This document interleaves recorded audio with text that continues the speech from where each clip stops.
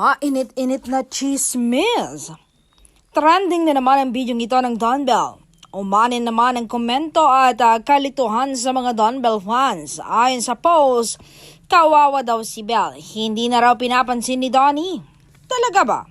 Ngumiti naman siya ng slight. At ganyan naman talaga si Donnie, introvert. Pero ayon sa mga Donbell fans, wag sana naman daw ganon, Donnie. Dahil kung mahal mo, talagang pagtutuunan mo ng pansin.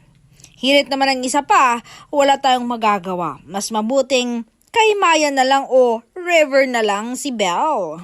Ano sa palagay niyo, Donbell fans? Comment down below.